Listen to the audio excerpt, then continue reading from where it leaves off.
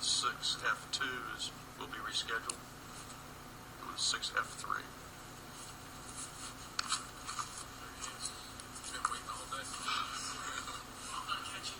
Time, right? Yeah. Fantastic, man. Fantastic. Wonderful.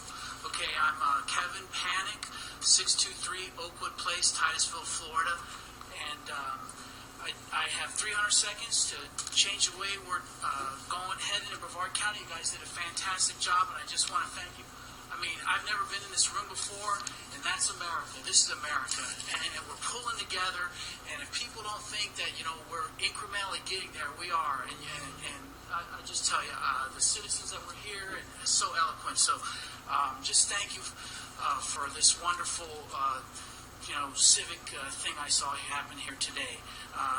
What I'm here for is to hopefully serve all generations for all time. So to me, this is a critical thing. I'm dressed like this because I decided I wanted to go pick up trash. I wanted to learn about trash. I'm an engineer, and I figured the best way to learn about doing it is to go out there and do it. So since April of this year, for every weekend, I've been going out picking up trash near the roadside, litter I should call it, and in communities. And that has helped educate me on it to where I feel like at this point I understand roadside litter. I could almost call myself a subject matter expert. I brought this visual aid here today, sir, to show you that through my experience and through my research and everything, essentially in the world, 2016, we launched from the soil here in Brevard County, men to the moon, but in 2016, the state of the art for roadside litter removal is this. It's a man with a grabber handles. The only thing you're going to get optimal more on this is to put them on an all-terrain vehicle. That is the current state of the art of technology of eliminating litter on the roadside. I want to tell you a story. When I was a kid in 9th grade, my dad retired here at Patrick Air Force Base in 1976 as a master sergeant. We used to go, we didn't have a lot of money, but we'd go on trips, and we'd go up the I-95 corridor at that time. And when we were driving down the corridors, the way I knew that they had been mowed was I could look for miles, and I would see the freshly cut litter, and it was scattered for miles along that. You go down I-95 now today, and you'll see, you won't see that. It's been solved. The problem is solved on the I-95 corridor going through Brevard County. And if you check it out sometimes early mornings, you might see the guys with grabber handles on all-terrain vehicles. They've solved the problem. All I'm asking today is that we enact this for Brevard County. Any areas that are mowed by Brevard County mowers, that we don't cut cut over the litter. I talked with the guy. I have some charts here today, 5 charts, but I don't know. They're quick charts, but if I got time, I'll try to get to them at the end. But the IT guy said he'd put them up there for me. I pre-coordinated this. I didn't know we'd have these guys here, but they're my brothers and sisters, because this is environmental. And I'm telling you, the greatest, we are going to, I believe in it. We're going to leave it better because, we get to a certain age and you realize it's not about us. You realize it's about the next generation. We all know that. So I got no problem there because I think we're all aligned. In Brevard County, boy, you see all these smart people. We had, this county is just, it's incredible. It's incredible. My call to action, I took Brevard Community College speed class, and the lady would beat me up if I didn't ask for a call to action. So here it is. Here's my call to action. I'll raise my hand and I'll say, if the commissioners can say that within 2 years, give it 2 years to just say that we will not routinely, we won't mow over trash. When I talk to these people that pick up trash on my road, I talked to them a couple weeks ago. There's a couple that have been doing it for years, and I say, hey, what'd you think about that week when they, oh my God, of course it makes it, it's not mulchable.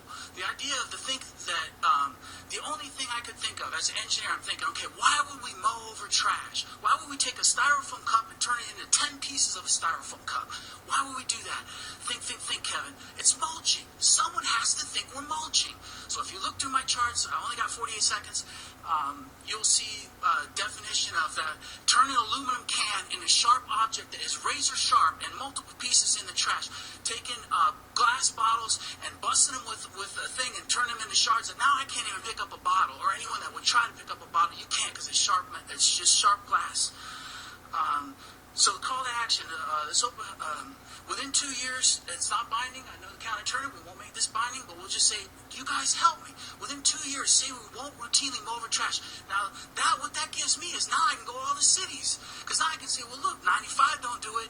Okay, the county don't do it. Now I go to all the different cities. I can go to all the homeowners associations. I can go to the code enforcement actions where they're mowing over trash on the lots that are code enforcement things, and I can start the process so that in 10 years, Brevard County won't mow over trash and take one item and turn it into a multiple bigger problem. We can do it. We can do it. I know you guys can't. Quote from Benjamin Franklin: without continual growth and progress, such words as improvement, achievement, and success have no meaning. Thank you. Thank you. I know this isn't going to be binding, but who's going to pick up this trash?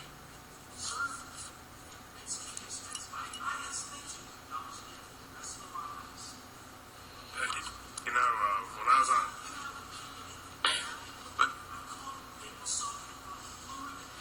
Okay. when I was on Palm Bay City Council, we moved back in the good old days when governments had money. Remember those days, John? And we had a beautification enhancement strike team, and there was 4 guys on 2 gators, and they would go before the mowers hit to pick up the trash for the very same problem. So, but that was in Palm Bay, and a little bit less the mowing issue on city roads with the trash, and the major thoroughfares are predominantly county roads. I don't know how John would get enough team members. Maybe it's something we can go to Wayne on with his trustees. I know they do some of that for us now, but I don't know how often. It's pretty minor. They're pretty busy using them to do other things besides this sort of thing.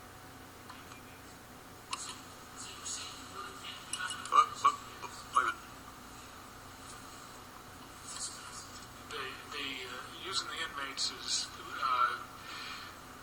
they're frequently used for that purpose, and in fact they do a pretty good job of things for the areas that they cover. But there's a relatively small amount of that a resource available, and they do things besides doing roadside trash pickup. We've looked at what a number of other counties are doing to see how they handle it, and it ranges all the way from they don't to they have a dedicated workforce that goes out and is scheduled to stay ahead of the mowing crews, and depending on which county it is, you either have a lot of that or a little bit less of it if they're smaller, and sometimes they also have the mowing crews doing it. And if we do that, then what will happen is we'll mow less frequently. And I can assure you, we don't get complaints about mowing too often. And so we would have to reduce that mowing. So the bottom line is I think we would have to either increase the resources in order to cover that additional expense, or we would have to reduce the mowing cycles. And I don't. Logic dictates that it's got to be one or the other, unless we can get more volunteers or something. Yeah, and the highway project was primarily started to solve this issue. I just don't know how active it is on our county roads. We actually have quite a bit of help from certain segments of the highways. Usually, it's in the medians more than on the roadside itself, and but it's relatively limited, and it's pretty much on larger roadways, and so where most of our mowing operations take place, we don't have that sort of help. Now, I will say that in the neighborhoods where technically between the sidewalk and the roadway is ours, most of the residents do the mowing there on their own, and they pick up the litter, and so those areas aren't a problem. But he's correct. It can be an unsightly issue, and when it's something that's large, obviously we'll be stopping and picking it up because it's going to prevent us from being able to mow. And our crews will pick up things that they know is not mowable, but there's a lot of things they can't even see from up on the tractor, and so they will mow over. Are there there certain areas that are, I don't know, the high target areas, the ones that are worse, where you could, concentrate on? If we could get inmates or... I'm sure that some roads are worse than others. There's no doubt in my mind about that. The more traffic you have, the more litter you're going to have coming out of people's cars or the beds of their pickup trucks or whatever. But and for those areas where garbage trucks run, they do a pretty good job of keeping things contained. But sometimes they have incidents, and they usually go back and pick those areas up, but it's not 100% efficient. So we could probably try to look at that to see if there's not some place where it's especially bad, but we'd have to go figure out where those places are. And I'll be honest with you, we haven't really done that. What I'm kind of thinking about is, with KBB, if we could identify certain target areas, maybe they could look to get some volunteers. I heard somebody say Bright Futures, which, yes, they need to get civic hours and stuff, and maybe some other things, but they're good at coordinating that. So, yeah, the Boy Scouts, yeah, things like that. So, if we could come up with that, maybe get that KVB and see what they can do. Also, John, is it possible your department starts some educational thing on this? I mean, can we somehow start talking about what it's doing letter-wise or something? Maybe Don, your team or somebody, y'all put something together. Push it out the highway program. Yeah, I think that'd be a good idea to just the public. A lot of people don't realize it. Recently I was in a parking lot at my church, and a couple was walking by, and one of them had a wrapper and just threw it right out on the ground. The other member of the couple pointed at it, and they went back and got it.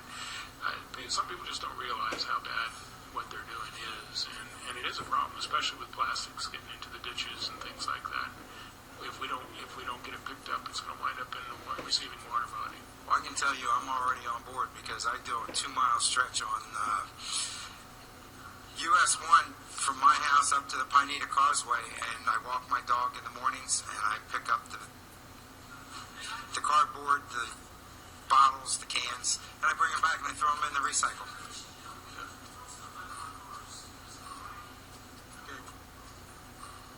Any other discussion? Okay. John's going to do some educational stuff and you come back with maybe something else. Okay. Okay, 6F4. Motion to approve.